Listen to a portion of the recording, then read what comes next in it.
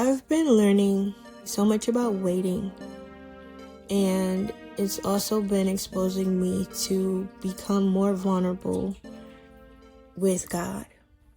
Fly to the moon, hang with the stars, feel like I'm floating outside of Mars. I got the drive, I'm not talking cars. The future is yours, the future is ours. I originally wanted to call this blog Nothing Changed Until I Looked Closer, but that wasn't true. I think that what I'm starting to realize is in the middle of waiting, there's so much emotions that are experienced in life, like joy and peace, and also sadness and anger, and all of these elements that go into everyday life. And I try to do things a certain way. I try to live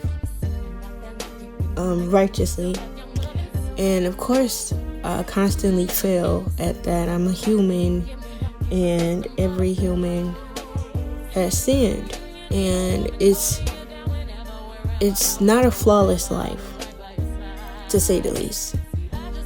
But I know for a fact that I'm trying every single day, and some days I get so exhausted with the striving and trying, especially when I feel like I've been praying, and not saying I'm just like, oh, I feel like I deserve this, but just waiting for your breakthrough. And even me feeling frustrated with where I am today can also sometimes feel like a failure when trying to live right and trying to live in a way that pleases God.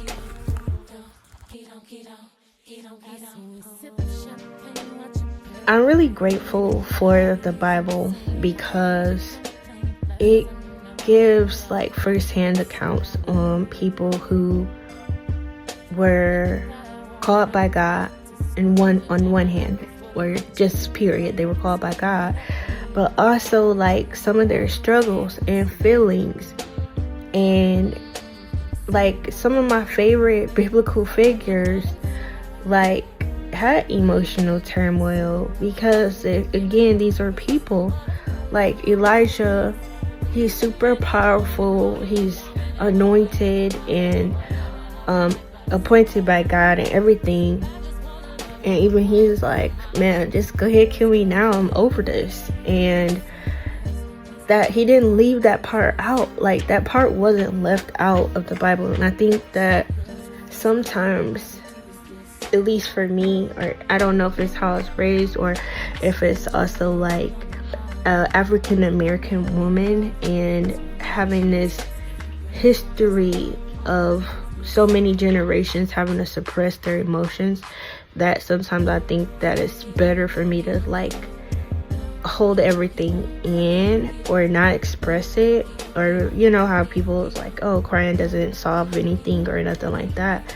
Not that I just always feel like crying, but there's just the waves, you know, in the middle of the process, in the middle of waiting, in the middle of striving, in the middle of praying before it gets there. Like biblical figures like Hannah and all these other people who wanted something from God, who desired something.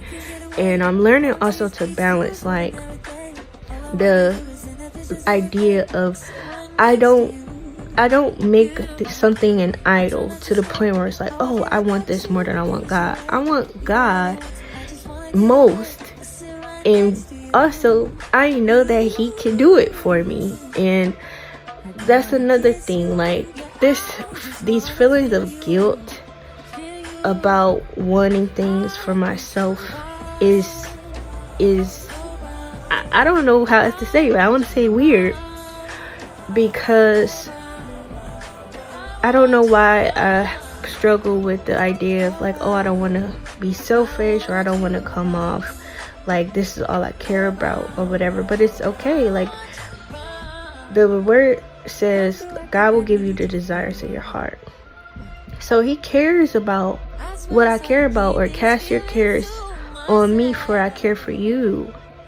He cares for me. And these are the things I'm casting on him because I'm caring, or because he cares. So it's just going through the motions.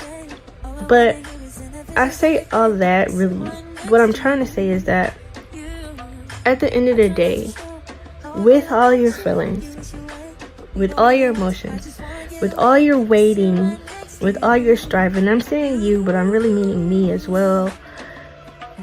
Like, you're still who God called you to be, even before you were the finished product, even before you get to the space where you're like, you feel like it's a tangible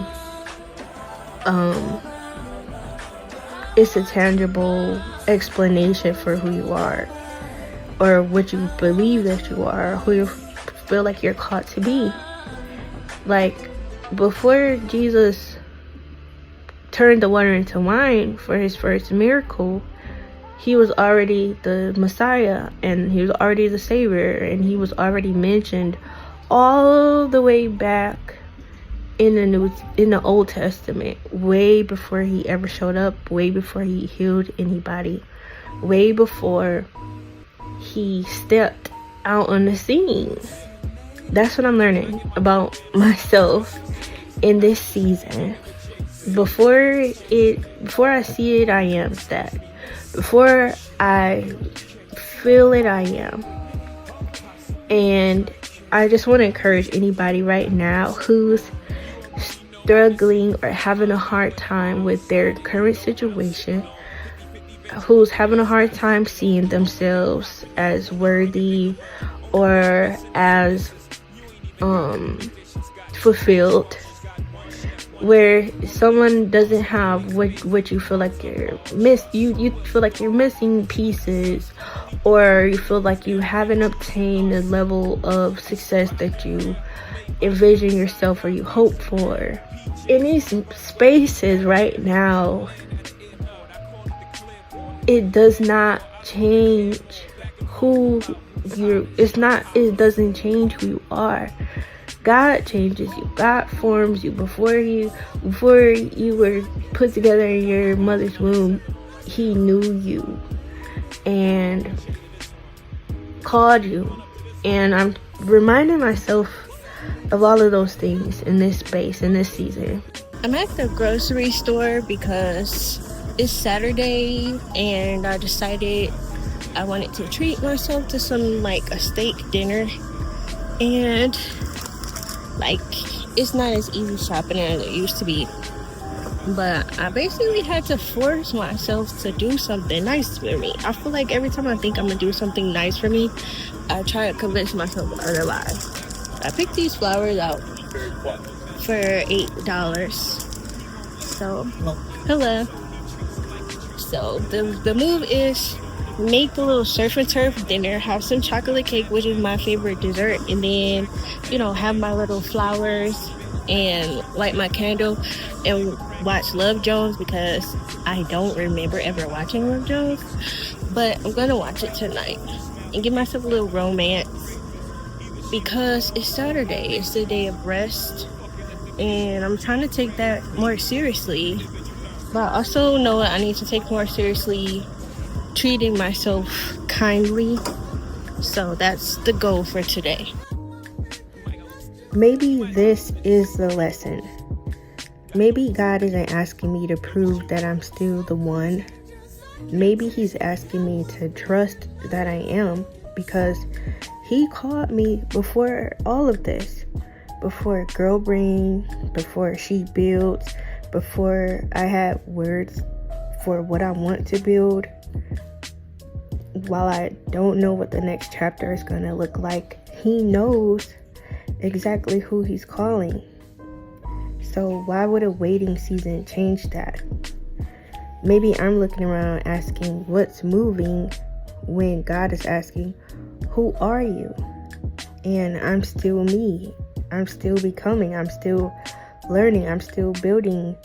I'm still here. And maybe that's enough for today. And in the quiet moments, He shows me He's here too. So if you're in a season where it feels like nothing is happening, I just want to remind you of something that I'm reminding myself of. You are not less of who you are because you're waiting. The job hasn't come, you're still the one. The door hasn't opened, you're still the one. The project is taking longer than you thought, you're still the one. You don't have all the answers yet, still the one.